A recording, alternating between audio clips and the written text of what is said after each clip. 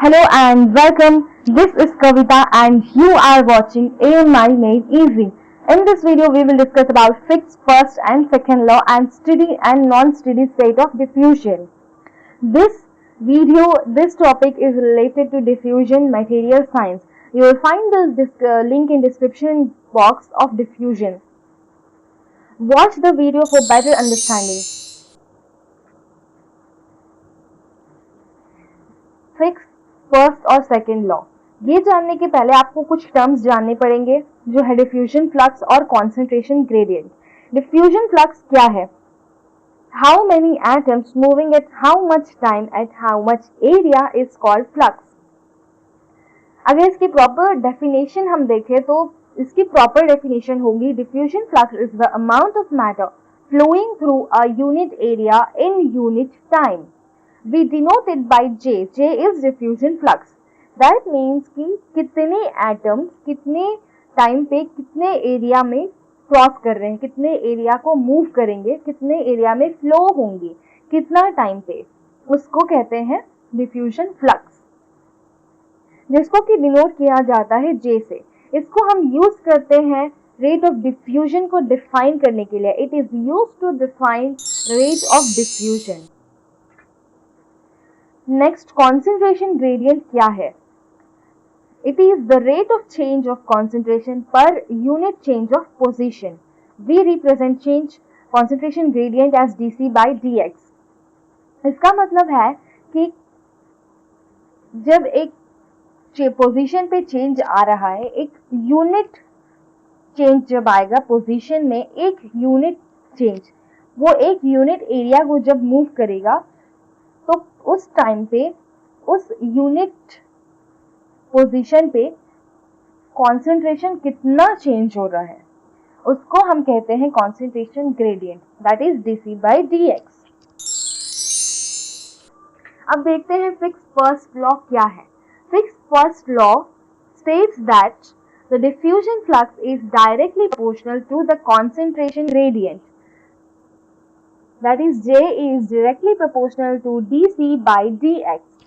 इसलिए मैंने कहा था कि डिफ्यूजन फ्लक्स और कॉन्सेंट्रेशन ग्रेडियंट ये टर्म्स जानना जरूरी है, क्योंकि फिक्स फर्स्ट लॉ और सेकेंड लॉ में, फिक्स के लॉज में हमने इन टर्म्स को यूज किया है, इस टर्म्स का यूज होता है यहाँ पे। इसलिए डिफ्यूजन फ्लक्स हम किस लिए यूज करते हैं? डिफ्यूजन के रेट ऑफ डिफ्यूजन को डिफाइन करने के लिए हम डिफ्यूजन फ्लक्स J का यूज करते हैं। और फिक्स फर्स्ट लॉ भी डिस्क्राइब करता है rate at which diffusion occurs. इसलिए डिफ्यूजन फ्लक्स ये टर्म और कॉन्सेंट्रेशन ग्रेडियंट टर्म को जानना काफी इंपॉर्टेंट है। तो ये फिक्स फर्स्ट लॉ क्या स्टेट करता है? फिक्स फर्स्ट लॉ हमें बताता है कि जो डिफ्यूजन फ्लक्स है वो कॉन्सेंट्रेशन ग्रेडियंट से डायरेक्टली प्रोपोर्शनल होता है। दैट मीन्स कि जैसे जैसे कॉन्सेंट्रेशन ग्रेडियंट में चेंजेस आते रहेगा, डिफ्यूजन फ्लक्स में भी वैसे वैसे चेंजेस आते रहेगा। अगर कॉन्सेंट्रेशन ग्रेडियंट जो है वो टाइम के साथ या एरिया के साथ बढ़ रहा है या कम हो रहा है, तो डिफ्यूजन फ्लक्स भी उसी तरह से बढ़ेगा या कम होगा। इसलिए इसको कहते हैं जो डिफ्यूजन फ्लक्स है J, वो डायरेक्टली प्रोपोर्शनल है कॉन्सेंट्रेशन ग्रेडियंट से। This law states that the diffusion flux is directly proportional to the concentration gradient. J is directly proportional to dc by dx. That is the number of atoms crossing unit area of cross section per second is proportional to concentration gradient. जो atoms move कर रहे हैं, cross कर रहे हैं per second, एक unit area, हर second में unit area move कर रहे हैं एटम्स, तो जो कितने एटम्स मूव कर रहे हैं वो जो है वो directly proportional to concentration gradient.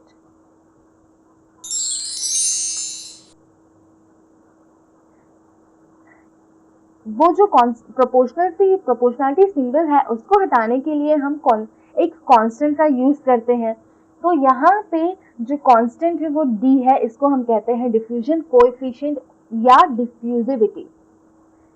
D एक कांस्टेंट है जिसको कि हम कहते हैं डिफ्यूजन कोएफिशिएंट या डिफ्यूजिविटी। यहाँ पे नेगेटिव साइन आपको दिख रहा होगा। जो ये नेगेटिव साइन है वो क्या इंडिकेट कर रहा है? नेगेटिव साइन इंडिकेट कर रहा है कि जो फ्लो है, एटम्स मूव कर रहे हैं, वो हायर कॉन्सेंट्रेशन से लोअर कॉन्सेंट्रेशन की तरफ मूव कर रहे हैं, इसलिए यहाँ पे नेगेटिव साइन का इंडिकेट किया गया है। इस केस में जो फ्लक्स है वो टाइम पे डिपेंडेंट नहीं है, हमने कहीं पे भी टाइम को यूज नहीं किया, हमने सिर्फ एरिया स्पेस को कवर किया है, बट टाइम को हमने यूज नहीं किया है। फिक्स जो फर्स्ट लॉ है वो टाइम इंडिपेंडेंट लॉ है। तो ये भी फिक्स फर्स्ट लॉ। देखते हैं फिक्स सेकंड लॉ क्या है। Fick's second law time independent है, Fick's first law time independent है और Fick's first law time dependent है। ये एक एक्सटेंशन है फिक्स फर्स्ट लॉ का नॉन स्टेडी स्टेट डिफ्यूजन के लिए। जो फिक्स फर्स्ट लॉ था वो था स्टेडी स्टेट डिफ्यूजन के लिए, और जो फिक्स सेकंड लॉ है ये एक एक्सटेंशन है फिक्स फर्स्ट लॉ का ही, but non steady state flow के लिए। यहाँ पे जो फ्लक्स है इसको हम बोथ स्पेस और टाइम, स्पेस मीन्स एरिया, वहाँ पे जो हमने सिर्फ एरिया वाइज देखा था, अब हम यहाँ पे टाइम को भी देखेंगे। तो यहाँ पे जो फ्लक्स है वो फंक्शन है बोथ स्पेस और टाइम का। Fick's second law relates the change of concentration with respect to change in time and change in position. Fick's का जो सेकंड लॉ है जो ये रिलेट करता है जो कंसंट्रेशन ग्रेडियंट है वो टाइम के साथ कितना चेंज हो रहा है और पोजीशन के साथ कितना चेंज हो रहा है। तो फिक्स सेकंड लॉ प्योरली ये टाइम डिपेंडेंट है, यहाँ पे पूरी तरह से जो फ्लक्स है वो टाइम डिपेंडेंट है। J is equal to D of D C by D X, ये था फर्स्ट लॉ। अगर हम इसको डेरिवेटिव करेंगे, इसका हम डेरिवेटिव निकालेंगे तो क्या हो जाएगा, D by D X of D C by D X. क्योंकि डी तो कांस्टेंट है वो बाहर आ जाएगा, तो बचा D C by D X. इसको अगर हम डेरिवेटिव करेंगे तो हमको क्या मिलेगा, ये D square C by D X square. यही है second law, D C by D T is equal to D C square by D X square, D square C by D X square. D C by D T जो concentration gradient है which is equal to, या फिर इसको हम जे भी कह सकते हैं क्योंकि दोनों तो आपस में प्रोपोर्शनल है, तो जो फ्लक्स है वो इज इक्वल टू इतना टाइम पे कितना टाइम पे, अगर एक यूनिट टाइम हम लोग ले रहे हैं तो यूनिट टाइम पे वो कितना चेंज करेगा वो हम इसके थ्रू पता कर सकते हैं। तो फिर सेकंड लॉ यही है। इस ग्राफ में आप देख सकते हैं जो यहाँ पे है कॉन्सेंट्रेशन है वाई एक्सिस में और एक्स एक्सिस में है डिस्टेंस स्पेस, और ये जो है ये लाइन है कॉन्सेंट्रेशन लेवल। तो और ये आप देख रहे हैं टाइम, जैसे जैसे टाइम बढ़ रहा है कॉन्सेंट्रेशन लेवल भी बढ़ रहा है। पहले टाइम जब जीरो पे था, जीरो टाइम था, तब कॉन्सेंट्रेशन ग्रेडियंट था, यहाँ पे कुछ भी नहीं था। फिर जैसे जैसे थोड़ा सा टाइम t1 हुआ बढ़ा तो कॉन्सेंट्रेशन ग्रेडियंट जो कॉन्सेंट्रेशन है वो इतना बढ़ गया, फिर t2 में इतना बढ़ गया, फिर t3 में इतना बढ़ गया। तो यही है फिक्स सेकेंड लॉ। कॉन्सेंट्रेशन का जो लेवल है यहाँ पे टाइम के साथ चेंज होता है। तो यही है, ये जो फिक्स लॉ है हमको यही बताता है कि कितना कॉन्सेंट्रेशन जो है वो कितने टाइम पे चेंज हो रहा है। इस लॉ को हम रियल सिस्टम्स में अप्लाई करते हैं। जो भी रियल सिस्टम्स में रियल प्रोसेसेस में यूज होता है वो फिक्स सेकेंड लॉ ही यूज होता है। Fick's first law second law तो हमने जान लिया। अब जानते हैं steady and non steady state of diffusion. ये क्या है, स्टेडी स्टेट डिफ्यूजन क्या है? When diffusion flux remains the same or constant with time during the whole process, then we say that the process is steady state diffusion. जब diffusion flux जो है वो पूरी whole process में constant रहता है, जब तक टाइम कांस्टेंट रहता है वो भी कांस्टेंट रहेगा, तो उसको हम कहते हैं स्टेडी स्टेट। क्योंकि यहाँ पे चेंजेस तो हो नहीं रहे हैं, इसलिए उसको हम कहते हैं स्टेडी स्टेट डिफ्यूजन। जो फ्लक्स है जब तक कांस्टेंट रहेगा पूरे होल प्रोसेस में, अगर फ्लक्स का चेंजेस नहीं आ रहा है, फ्लक्स में चेंजेस नहीं आ रहा है, फ्लक्स अगर पूरी प्रोसेस में कांस्टेंट है टाइम के साथ, तो उस स्टेज को उसको हम कहते हैं स्टेडी स्टेट डिफ्यूजन। जो फिक्स फर्स्ट लॉ है वो स्टेडी स्टेट डिफ्यूजन से ही एसोसिएटेड है।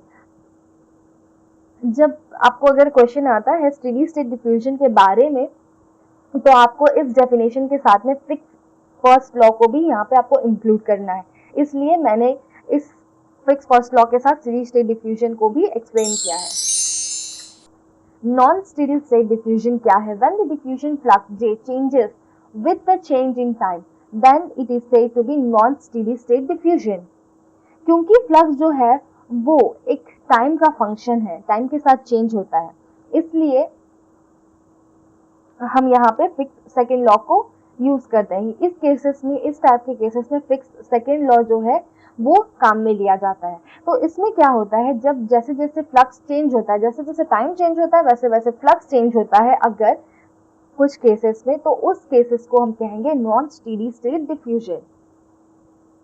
अगर आपको नॉन स्टेडी स्टेट डिफ्यूजन के बारे में क्वेश्चन आता है तो आपको इसके साथ अटैच में आपको फिक्स सेकेंड लॉ को भी डिस्क्राइब करना होगा। ये जो है ये सब इंटर रिलेटेड है और ये क्वेश्चंस काफी इंपॉर्टेंट है, काफी बार पूछे गए हैं, तो आप इस वीडियो को अच्छे से देख के समझकर आप इसको आंसर करिए। और याद रखिएगा कभी भी सेम एग्जैक्ट कॉपी मत करिए, आप इसको अपने टर्म्स में चेंजेस करके लिखिए, बट एग्जैक्टली सेम कॉपी मत करिए। अगर किसी के भी आंसर किसी के साथ मैच हो जाते हैं तो चांसेस है कि वहां पे आप फेल हो सकते हैं। और अगर आपने मेरी चैनल को अभी तक सब्सक्राइब नहीं किया है तो जल्दी से सब्सक्राइब करिए, बेल आइकन को प्रेस करिए और आपको मिलती रहेंगी ऐसी लेटेस्ट वीडियोस के बारे में।